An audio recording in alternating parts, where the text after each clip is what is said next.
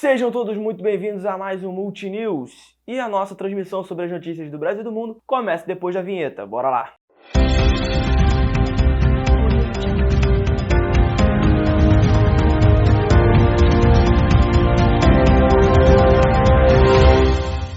Mas antes de a gente começar, eu não posso esquecer e não posso deixar de pedir para você deixar o seu like aqui embaixo, se inscrever no canal e compartilhar esse vídeo com quem você acha que possa se beneficiar desse conteúdo, além de não esquecer de ativar as notificações, para você não perder os próximos vídeos que a gente postar aqui no canal. E tudo que eu te pedi é para o YouTube, a plataforma do YouTube, o algoritmo do YouTube entender que é um conteúdo maneiro, interessante, fazer a entrega desse vídeo de forma mais otimizada para mais e mais pessoas. Então, por isso, muito obrigado, valeu!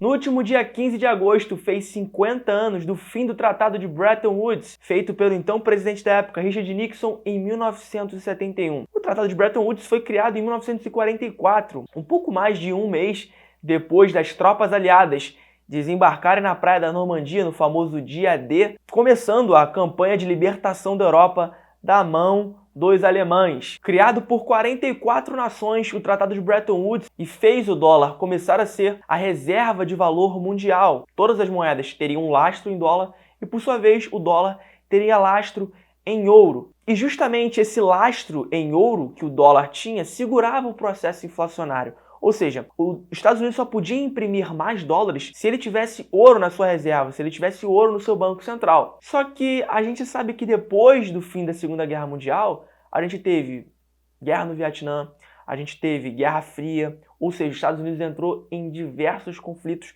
e para financiar a máquina de guerra você precisa de dinheiro. Os Estados Unidos imprimiu mais dinheiro desproporcionalmente em relação ao que ele tinha de ouro em reserva, gerando uma inflação alta. E aí que os aliados viram isso de uma forma pessimista, ou seja, os países que tinham depositado a confiança no Tratado de Bretton Woods, como a Grã-Bretanha, como a França, começaram a pedir de volta o seu ouro com medo dos Estados Unidos imprimir uma quantidade tão grande de dólares que o ouro que tivesse lá não valesse nada em relação ao lastro que a moeda realmente tinha. Todo mundo começou a correr para o Federal Reserve, que é o Banco Central norte-americano, e fazer as retiradas de ouro. Só que em 1971, o que o Richard Nixon fez? Ele temporariamente, segundo o discurso dele na época, temporariamente, os Estados Unidos iriam acabar com a conversibilidade do dólar em ouro. As pessoas não podiam pegar os seus dólares e trocar por ouro no Banco Central. E esse foi o fim do Tratado de Bretton Woods, só que ele falou isso de forma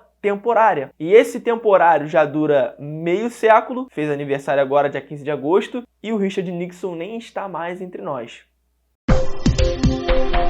Ainda nos Estados Unidos, o presidente Joe Biden aprova na Câmara um novo pacote de infraestrutura de $1 trilhão, inclusive com o apoio dos republicanos. Um dos principais pilares desse novo programa do presidente americano é fortalecer a classe média, gerar empregos e também frear um pouco do avanço da economia chinesa no âmbito global.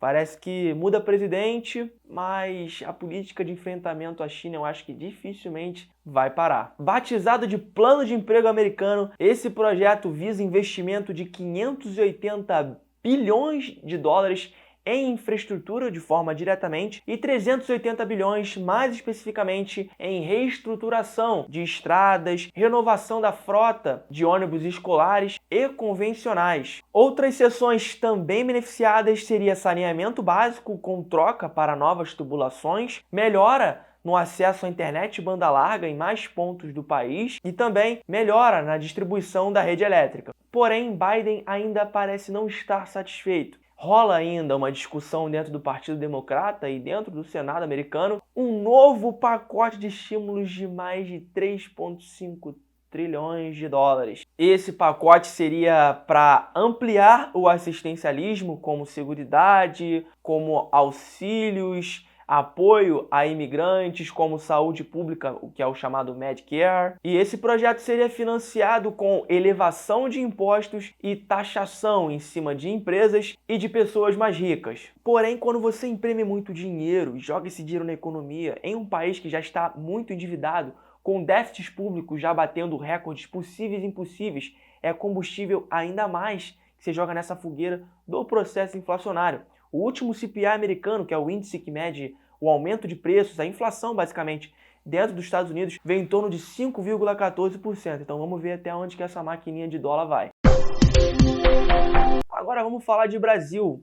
O IPCA no mês de julho vem em 0,96% e no acumulado de 12 meses já bate 8,99%. E essa variação para o mês de julho é a maior desde a medição do ano de 2002. Em relação aos índices regionais, todas as áreas pesquisadas apresentaram aumento em julho e a cidade que mais sofreu com esse aumento foi Curitiba, 1,6%, seguido por Porto Alegre, São Paulo e Recife.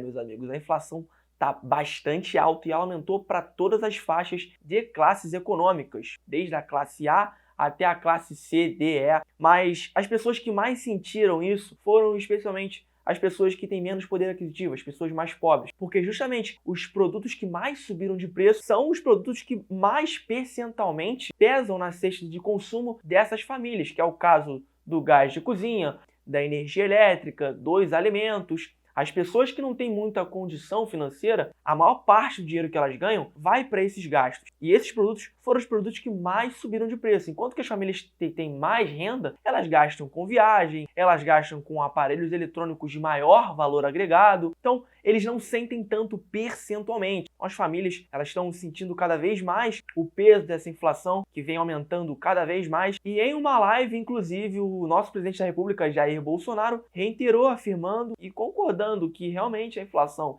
está alta, disse que está conversando com a sua equipe econômica e o ministro da Economia, Paulo Guedes, disse que isso tem que ser resolvido de forma eficiente, rápida. E teve uma passagem que eu gostei, que ele disse que a inflação se combate com produtividade. Então você tem que melhorar na parte da produção, na parte da oferta, e não só olhar para a parte da demanda, onde você imprime dinheiro, dá na mão à população, a população vai consumir e a produtividade continua estagnada. Porque lembra, não só no Brasil, mas no mundo inteiro, a produção, as indústrias ainda não voltaram pleno vapor como em pré-pandemia a gente estava produzindo bastante, as cadeias produtivas estavam se desenrolando e funcionando em atividade plena. Então o que a gente tem que fazer é incentivar a produtividade, porque a gente tem uma demanda hoje muito alta por bens e serviços e os produtos dentro do mercado, dentro da indústria, ele ainda não aumentou. Então a gente tem que incentivar a indústria a voltar a produzir para equilibrar essa curva de oferta e demanda e assim equilibrar os preços e fazer com que a inflação pare de subir pelo menos, que ela fique estagnada e decaia. Mas só dela ficar estagnada já é muito melhor do que a gente vê mês após mês a inflação batendo novos recordes.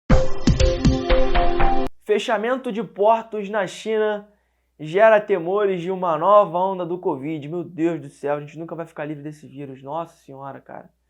O governo chinês, com medo de uma rápida disseminação do vírus novamente, fez com que o governo tomasse decisão de fechar um dos portos mais famosos e maiores do território chinês, que é Ningbo Zhoushuan, e fez também com que 2.000 trabalhadores entrassem de quarentena para conter o avanço de uma possível contaminação, porque alguns dos trabalhadores tiveram contágio, tiveram casos de Covid, então todo mundo ficou de quarentena, fecharam os portos para não fazer com que esse vírus de novo aumentasse sua disseminação. E é óbvio que o temor fica no ar de que outros portos possam adotar a mesma medida, fechando, desacelerando o fluxo de bens, serviços, desde alimentos até vestuário e eletrônico. E é claro que com a paralisação do fluxo de produtos vindo da China e escoando para o mundo inteiro, o preço do frete tende a aumentar, porque quando você diminui a oferta, o preço desses produtos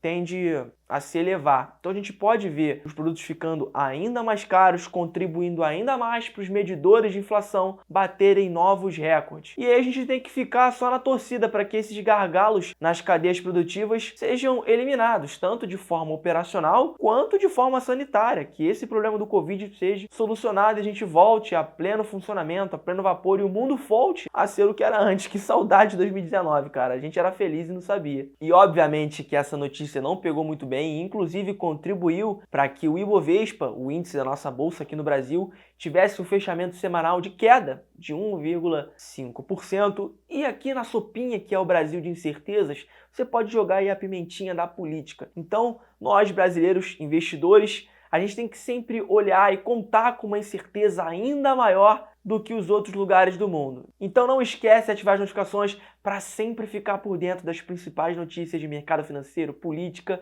e no âmbito internacional. Sem mais delongas, eu vou ficando por aqui. Um grande abraço. Meu nome é Pedro Muccioli e esse é o Multivalor.